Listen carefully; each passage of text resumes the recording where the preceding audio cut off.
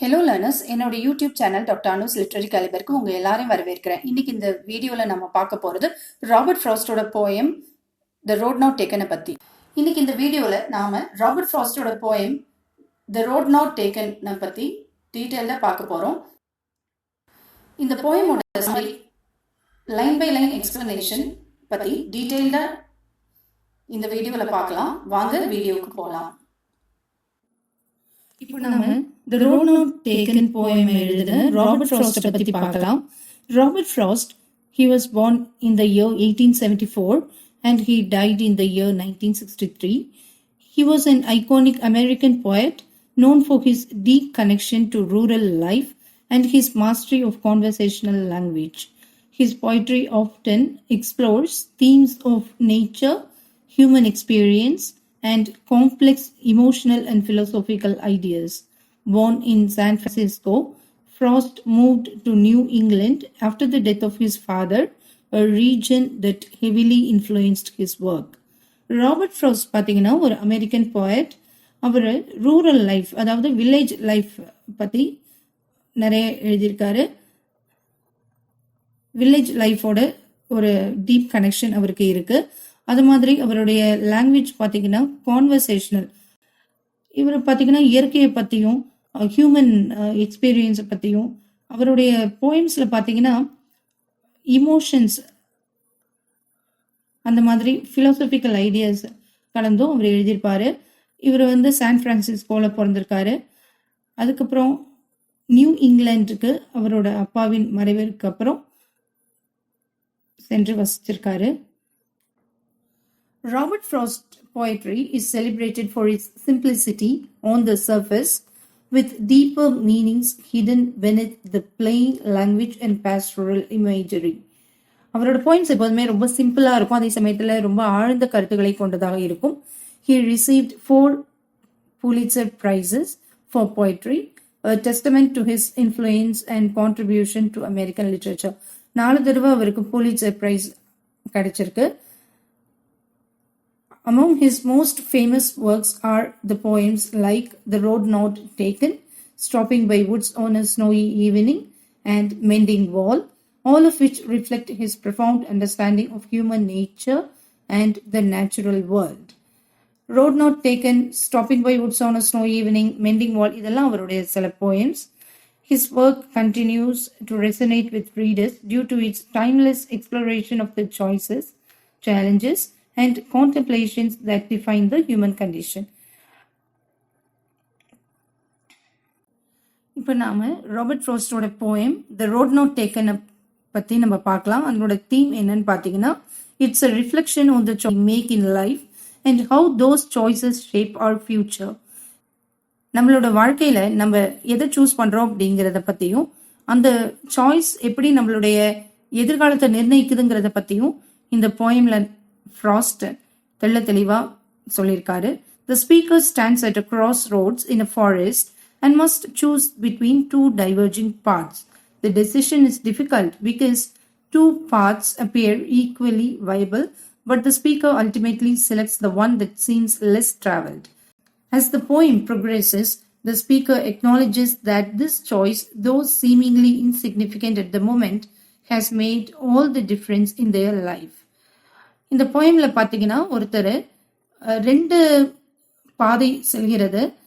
அதுல எதை சூஸ் பண்றாரு அப்படின்னு பார்த்தீங்கன்னா, யார் ரொம்ப கம்மியா டிராவல் பண்ணியிருப்பாங்களோ, யார் ரொம்ப கம்மியா இந்த பாதையை சூஸ் பண்ணியிருக்காங்களோ அந்த பாதையை தான் அவர் சூஸ் பண்றாரு. ஆரம்பத்துல இது ரொம்ப வித்தியாசமானது ஒரு நிகழ்வாக இருந்தாலும் கூட இவருடைய இந்த சாய்ஸ் ரொம்ப சிறந்தது அப்படிங்கறத நம்ம இந்த போயம்ல பார்க்கலாம்.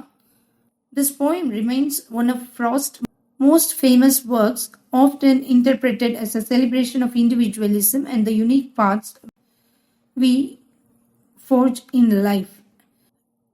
இந்த போயம்ல ஸ்பீக்கர் யாருமே சூஸ் பண்ணாத ஒரு பாதையை தேர்ந்தெடுக்கிறதுனால நம்மளுடைய இண்டிவிஜுவலிசம், தனித்துவம்ங்கிறது மேலோங்கி வளர்க்க முடியும் அப்படிங்கறத இந்த போயம் நமக்கு உணர்த்துது. The poem explores themes of individualism, the passage of time, and the inevitable uncertainties of life. இந்த போயம் நமக்கு எதெல்லாம் உணர்த்துதுன்னு பார்த்தீங்கன்னா, இண்டிவிஜுவலிசம், அதாவது தனித்தன்மை, தனித்துவம், ஒவ்வொருத்தர்கிட்டையும் ஒரு தனித்தன்மை இருக்குது அப்படிங்கிறத பற்றியும், பேசேஜ் ஆஃப் டைம் அப்படின்னா காலம் யாருக்காகவும் வெயிட் பண்ணாது, அது பாட்டுக்கு போயிட்டே இருக்கும் அப்படிங்கிறத பற்றியும், சில விஷயங்கள் நம்மளுடைய வாழ்க்கையில அன்சர்டைனா இருக்கும், அதாவது உறுதியாக சொல்ல முடியாது, அது கண்டிப்பா நடந்தே தான் ஆகும், அதை பத்தியும் இந்த போயம்ல நம்ம பார்க்கலாம். However, it also leaves room for ambiguity, as the speaker's tone can be seen as either triumphant or wistful, reflecting the complex nature of choice and consequence. யாருமே தேர்ந்தெடுக்காத ஒரு பாதையை இவர் சூஸ் பண்றதுனால விளைவுகளை இந்த போயம்ல ஃப்ராஸ்ட் தெரிவிச்சிருக்காரு. இப்போ இந்த போயமுடைய லைன் பை லைன் எக்ஸ்பிளனேஷன் நம்ம பார்க்கலாம். 2 roads diverged in a yellow wood and sorry could not travel both. இந்த போயம் பார்த்தீங்கன்னா, ஒரு பர்சன் ஒரு ஃபாரஸ்ட் வழியா, ஒரு காடு வழியா ஆட்டம் சீசன் லெவல் பண்றாரு. அப்ப நடந்து போயிட்டு இருக்கும் பொழுது ஒரு 2 பாதை பிரியுது. அதை எதை சூஸ் பண்றது அப்படிங்கிறது அவருக்கு சரியா தெரியல. The speaker expresses regret that he cannot travel down both paths simultaneously, setting up the theme of decision making. இந்த போயமுடைய ஸ்பீக்கர் என்ன சொல்றாருன்னு பாத்தீங்கன்னா, ஒரே நேரத்துல 2 பாதையையும் அவரால் டிராவல் முடியாது. இதுல இருந்து வாழ்க்கையில நமக்கு டெசிஷன் மேக்கிங், ஒரு விஷயத்தை நிர்ணயிக்கிறது அப்படிங்கிற விஷயம் எவ்வளவு முக்கியமானதுங்கிறத ராபர்ட் ஃப்ராஸ்ட் இந்த 2 லைன்ல நமக்கு தெரிவிச்சிருக்காரு. அடுத்து 3rd லைன் பார்க்கலாம் வாங்க. And be one traveler, long I stood and looked down one as far as I could to where it went in the undergrowth. The speaker paused to contemplate the first road, looking as far down it as possible until it disappears into the... This imagery suggests the difficulty of dictating the decisions as the future remains hidden and uncertain. இந்த போயமோட speaker என்ன பண்றாருன்னு பாத்தீங்கன்னா, stop பண்ணி அந்த first road பத்தி யோசிச்சு பாக்குறாரு. அவர் பாக்குறாரு எது வரைக்கும் அந்த ரோடு போகுது அப்படின்ட்டு. அவரால் சரியா தீர்மானிக்க முடியல.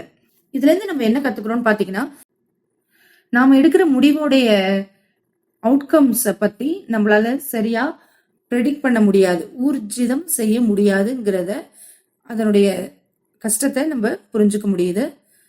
ஏன்னா எதிர்காலங்கிறது அன்சர்டைன், உறுதியா யாருக்குமே தெரியாது. இப்போ லைன்ஸ் 6ல இருந்து 8 வரைக்கும் பார்க்கலாம். Then took the other as just as fair and having perhaps the better claim because it was grassy and wanted wear. இப்போ அவர் 2 ரோடையும் நல்லா ஆராய்ச்சி பண்ணி பார்க்கறாரு. இப்போ 2வது ரோட அவர் சூஸ் பண்றாரு. ஏன்னா இந்த ரோடு வந்து it appears equally appealing but slightly less travelled. இந்த பாதையை அவ்வளவா யாருமே யூஸ் பண்ணல. அந்த கிராஸ், அதாவது புல்வெளி, அந்த மாதிரி பாத்தீங்கன்னாக்கா அவருக்கு என்ன சஜஸ்ட் பண்ணுது அப்படின்னு பாத்தீங்கன்னா, அந்த புல்வெளியை பார்க்கும் போதே தெரியுது இந்த பாதைய ரொம்ப கொஞ்சம் பேர் தான் யூஸ் பண்ணியிருக்காங்க அப்படிங்கிறத. இப்போ இதுல இருந்து நம்மளுடைய சாய்ஸ் எப்போதுமே யூனிக்கா, அதாவது தனித்துவமாக இருந்தால் அது ரொம்ப நல்லா இருக்கும் அப்படிங்கிறத அவரு சொல்றாரு. அடுத்ததா நாம லைன்ஸ் 9ல இருந்து 10 வரைக்கும் பார்க்கலாம். Though as far that the passing there had warned them really about the same. Upon closer reflection, the speaker realizes that both roads are equally worn, indicating that the choice might not be as significant as initially thought. அதுக்கப்புறம் அவர் ரொம்ப அந்த விஷயத்தை பத்தி ஆராய்ச்சி பண்ணி பார்க்கும்போது தான் தெரியுது, அந்த 2 ரோடுமே ஈக்குவலா தான் தெரியுது. ஸோ இதுல இருந்து அவருக்கு வந்து பாத்தீங்கன்னா என்ன புரியுதுன்னா, ஆரம்பத்துல இவரோட நினைச்ச எண்ணம் இப்போ சற்றே மாறுபடுறத உணர்றாரு. This suggests the idea that life choices often have similar outcomes regardless of which path we choose. இதுல இருந்து என்ன தெரியுது அப்படின்னா, நாம லைஃப்ல எடுக்கக்கூடிய சாய்ஸஸ் ஒரே மாதிரியான விளைவுகளை சந்திக்க வேண்டியது இருக்கலாம். நம்ம எந்த பாதையை சூஸ் பண்றோங்கிறது கூட முக்கியம் இல்லை அப்படின்னு சொல்றாரு. இப்போ லைன்ஸ் 11ல இருந்து 12 வரைக்கும் பார்க்கலாம். And both that morning equally lay in leaves no step had trodden black. On this particular morning, both roads are covered in fresh, untrodden leaves, indicating that neither path has been recently traveled. This reinforces the idea that the choice is between two equally viable options. ஒரு குறிப்பிட்ட அந்த காலை பொழுதுல ரெண்டு பாதைகளுமே, அதாவது அந்த ரெண்டு ரோட்ஸுமே பார்த்தீங்கன்னா ஃப்ரெஷ்ஷான அந்த மாதிரி அன்ட்ராடன் லீவ்ஸ் அப்படின்னா யாருமே அந்த இலையில நடக்கலை இன்னும் அப்படிங்கிறத பார்க்கும்போது நமக்கு என்ன தெரியுது அப்படின்னா, இந்த ரெண்டு பாதையுமே யாரும் ரீசண்டாக ட்ராவல் பண்ணல, யூஸ் பண்ணலங்கிறது தெரியுது. இது எந்த ஐடியாவை வலியுறுத்துது அப்படின்னு பார்த்தீங்கன்னா, choice is between two equally viable options. அதாவது ரெண்டு பாதையுமே வெற்றிக்கு அல்லது செயல் நிறைவுக்கு இட்டு செல்லக்கூடிய ஒரு பாதைகளாக தான் இருக்கு. அதுலேருந்து தான் நம்ம ஒரு ரோடை அதாவது ஒரு பாதையை சூஸ் பண்ணுங்கிறத இந்த ஸ்பீக்கர் தெரிஞ்சுக்கிறாரு. இப்போ நாம லைன்ஸ் 13லேருந்து 15 வரைக்கும் பார்க்கலாம். Oh, I kept the first for another day, yet knowing how way leads on to way, I doubted if I should ever come back. இங்க பாத்தீங்கன்னா, இப்ப இந்த பாயிண்ட் என்ன நினைக்கிறேன்னு பாத்தீங்கன்னா, அந்த ஃபர்ஸ்ட் ரோடு வேற ஒரு நாள் நாம டிராவல் பண்ணிக்கலாம் அப்படின்னு நினைக்கிறாரு. This reflects the reality of one's decisions. ஒருவருடைய முடிவுகளுடைய ரியாலிட்டியை பத்தி இது உணர்த்துது. Once a choice is made, it often leads to further choices. ஒரு விஷயத்தை நம்ம எடுத்துட்டோம் அப்படின்னா அது அடுத்தடுத்த நம்மளுடைய சாய்ஸை நோக்கி செல்லும், making it unlikely to revisit the original option. நாம மறுபடியும் வேற ஒரு ஆப்ஷனை, அதாவது அந்த ஒரிஜினல் ஆப்ஷனையே சூஸ் பண்ணுவோன்னு சொல்ல முடியாது. இப்போ நாம லைன்ஸ் 16 17 வரைக்கும் பார்க்கலாம். I shall be telling this with a sigh. சைனாக்க பெருமூச்சு. ஸோ இங்க ஸ்பீக்கர் சொல்றாரு, he imagines recounting this decision with a sigh, suggesting a mixing of emotions, perhaps regret, nostalgia or satisfaction. ஏன் இவர் இப்ப பெருமூச்சு விடுறாரு அப்படின்னு பாத்தீங்கன்னா, இவருக்கு பல்வேறு இமோஷன்ஸ் கலந்து இருக்கு. ஃபார் எக்ஸாம்பிள், நம்ம இந்த ரோடை சூஸ் பண்றதுக்கு பதிலாக ஃபர்ஸ்ட் ரோடை சூஸ் பண்ணியிருக்கலாமோ அப்படிங்கிற ஒரு ரெக்ரெட். அது மாதிரி அவருடைய நாஸ்டால்ஜியா அப்படின்னா மலரும் நினைவுகள் அல்லது ஒரு சாட்டிஸ்ஃபேக்ஷன், இந்த மாதிரி அதாவது திருப்தி, இந்த மாதிரி சில இமோஷன்ஸ் கலந்து இருக்கிறதுனால இவர் ஒரு பெருமூச்சு விடுறாரு. Somewhere ages and ages hence. This anticipation of reflecting on past choice highlights the human tendency to contemplate the what ifs in life. So இந்த மாதிரி எதிர்பார்ப்புகள், கடந்த காலத்துல நம்ம இந்த மாதிரி சூஸ் பண்ணியிருக்கலாமோ அப்படின்னு நம்ம சொல்றது எல்லாமே மனிதர்களுடைய இயல்பை குறிக்குது. என்னன்னா வாட் இஃப்ஸ், இப்படி இருந்தால் என்ன நம்ம லைஃப்ல அப்படின்னு அந்த மனித இயல்பை குறிக்கிறதா இருக்கு. லைன்ஸ் 18லேருந்து 20 வரைக்கும் பார்க்கலாம். Two roads diverged in a wood and I took the one less traveled by and that has made all the difference. So இதில் ஃபர்ஸ்ட் 2 லைன் ரிப்பீட் ஆகுது. அந்த கடைசி லைன்ல பார்த்தீங்கன்னா speaker he reflects on their choice of the less traveled road. இந்த final லைன்ஸ்ல பார்த்தீங்கன்னா speaker ரொம்ப கம்மியா டிராவல் பண்ணப்பட்ட ரோடை சூஸ் பண்ணதாகவும் அது அவருடைய வாழ்க்கையை எப்படி பாதிக்குது அப்படிங்கறத பத்தியும் சொல்லியிருக்காரு. The repetition of I emphasizes the speaker's individuality and the importance of personal choice. ஒரு விஷயத்தை நாம எப்படி முடிவெடுக்கிறதுங்கிறத பத்தி இந்த போயம்ல நம்ம பார்க்க முடியுது. The poem concludes with an acknowledgement that the decisions we make, no matter how small they seem, shape the course of our lives. So அதுதான் இங்கே கடைசி லைனில் and that has made all the differenceன்னு சொல்லியிருக்காரு.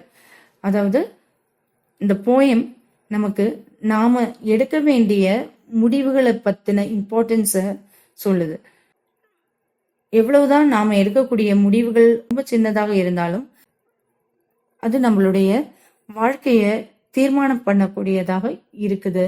இந்த விதத்துல தான் நாம மற்றவங்க எடுக்கிற முடிவுகளிலிருந்து நம்மளோட முடிவை மாற்றி அமைக்கிறோம் அப்படின்னு ராபர்ட் ஃப்ராஸ்ட் சொல்றாரு. இப்போ நம்ம கன்க்ளூஷன் பார்க்கலாம். In Robert Frost the road not taken, the poet captures the essence of choice and its inevitable consequences. நம்ம ஏற்கனவே பார்த்த மாதிரி நாம எடுக்க வேண்டிய முடிவுகளை பற்றியும் அதனுடைய ரிசல்ட் பற்றியும் ராபர்ட் ஃப்ராஸ்ட் இந்த போயம்ல நமக்கு தெரிவிச்சிருக்காரு. The poem's reflective tone allows readers to ponder the significance of decisions in life, highlighting that the paths we choose shape our destinies. So நம்ம முன்னாடியே பார்த்த மாதிரி நம்மளுடைய முடிவுகள் எவ்வளவு முக்கியம் நம்மளுடைய வாழ்க்கையிலங்கிறத பற்றியும் நாம தேர்ந்தெடுக்கக்கூடிய பாதைகள் நம்மளுடைய டெஸ்டினி, அதாவது நம்மளுடைய விதியை தீர்மானிக்குது அப்படிங்கிறத பற்றியும் ராபர்ட் ஃப்ராஸ்ட் தெளிவாக கூறியிருக்கிறாரு. The ambiguity of the speaker's satisfaction or regret is central to the poem's enduring appeal, reminding us that the meaning we derive from our choices is often shaped by time and perspective. நாம எடுக்கக்கூடிய முடிவுகள் அதற்கான அர்த்தங்களை பற்றியும் Robert frost தன்னுடைய போயம்ல சொல்லியிருக்காரு. The roads symbolize life's many options, and the poet suggests that while each choice is unique, it is the act of choosing that defines us. இந்த போயம்ல வரக்கூடிய ரோட்ஸ் அப்படிங்கிறது நம்மளுடைய வாழ்க்கையில நமக்கு இருக்கக்கூடிய பல்வேறு சாய்ஸஸ். அதுல நம்ம எந்த சாய்ஸை எடுக்கிறோம், அது எப்படி தனித்தன்மை வாய்ந்ததாக இருக்குது அப்படிங்கிறது தான் இதுல முக்கியமான ஒரு விஷயம். The concluding lines, I took the one less traveled by and that has made all the difference, encapsulate the theme of individuality and the profound impact of decisions. So இதுல கடைசி லைன்ஸ் பார்த்தீங்கன்னாக்கா இந்த போயமுடைய கடைசி வரிகள் தனித்துவமாக நாம இருக்கணுங்கிறத பத்தியும் நாம எடுக்கக்கூடிய முடிவுகளுடைய முக்கியத்துவத்தை பற்றியும் சொல்றதா இருக்கு. However, Frost leaves it up to the reader to interpret whether this difference is positive or negative. இந்த வித்தியாசம் பாசிட்டிவா நெகட்டிவா அப்படிங்கறதெல்லாம் ரீடரையே எடுத்துக்க சொல்லியிருக்கிறாரு. Emphasizing that the meaning of all choices is ultimately personal and subjective. நாம எடுக்கக்கூடிய முடிவுகள் அதனுடைய அர்த்தம்ங்கிறது பாசிட்டிவா இருக்கா நெகட்டிவா இருக்கா அப்படிங்கறதெல்லாம் பியூர்லி பர்சனல், அது அந்தந்த நபரை பொறுத்தது. The poem encourages introspection, urging readers to consider how their own choices have influenced their lives. Readers சிந்திக்க கூடியதாக இருக்குது இந்த போயம். இந்த போயமை படிச்சோடனே நாம நம்மளுடைய லைஃப்ல எடுத்த நிறைய முக்கியமான விஷயங்கள் கரெக்டா தான் எடுத்திருக்கோமா, அது நம்மளுடைய லைஃப் அது எந்த விதத்துல பாதிச்சிருக்கு அப்படிங்கிறத யோசிக்க கூடியதாக இந்த போயம் அமைஞ்சிருக்கு. It serves as a reminder that while we may question or even regret our decisions, ஏன்னா நாம நம்மளுடைய வாழ்க்கையில எடுத்த முடிவுகளை ஒண்ணு கேள்வி கேட்கறதா அமைஞ்சிருக்கு இந்த போயம், அல்லது நாம இந்த மாதிரி முடிவு எடுக்காம இருந்திருக்கலாமோ அப்படின்னு ரெக்ரெட் பண்ணக்கூடியதா கூட இந்த போயம் நமக்கு இருக்கலாம். It is important to acknowledge that these choices contribute to our growth and identity. நாம எடுக்கக்கூடிய முடிவுகள் அல்லது நாம எடுத்த சில முடிவுகள் நம்மளுடைய வளர்ச்சியை தீர்மானிக்க கூடியதா இருக்கு. நம்மளுடைய ஐடென்டிட்டி, நாம யாருங்கிறத பத்தியும் தீர்மானிக்க கூடியதாக கண்டிப்பா அமைஞ்சிருக்கு. Frost's work resonates deeply because It reflects the universal human experience of making decisions in a world full of uncertainty and possibility. இந்த உலகத்துல பாத்தீங்கன்னா நிறைய uncertainty, அதாவது நிலையற்ற நிறைய விஷயங்கள் இருக்கு. அது மாதிரி அது மாதிரி நடக்கக்கூடிய சில விஷயங்களும் நிறைய இருக்கு. ஸோ இந்த போயம்ல டெசிஷன் மேக்கிங், அதாவது முடிவை எடுக்கக்கூடிய விஷயங்களை பத்தி போயட் தெளிவாக விரிவாக சொல்லியிருக்கிறாரு. இது உலகளாவிய ஒரு experience. This thought-provoking conclusion invites viewers to reflect on their own life choices, making the road not taken a timeless meditation on the paths we walk and the journeys we undertake. நான் ஏற்கனவே சொன்ன மாதிரி நாம இந்த போயமை வாசிச்சு முடிச்சதுக்கு அப்புறம் நம்ம யோசிச்சு பார்க்கிறோம், நம்மளுடைய வாழ்க்கையில எடுத்த சில முடிவுகள் சரியா தவறா அப்படின்ட்டு.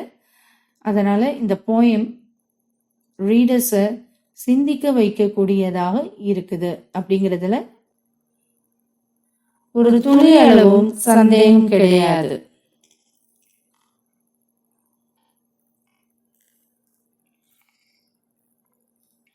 இந்த வீடியோ உங்களுக்கு ரொம்ப பெனிஃபிஷியலா இருக்கும்னு நான் நம்புறேன். இந்த வீடியோவை லைக் பண்ணுங்க, ஃப்ரெண்ட்ஸோட ஷேர் பண்ணிக்கோங்க, சப்ஸ்கிரைப் பண்ணி வச்சுக்கோங்க என்னுடைய சேனலை. அப்போதான் நான் போடுற வீடியோஸோட நோட்டிஃபிகேஷன் உங்களுக்கு இமீடியட்டா வரும். Happy learning.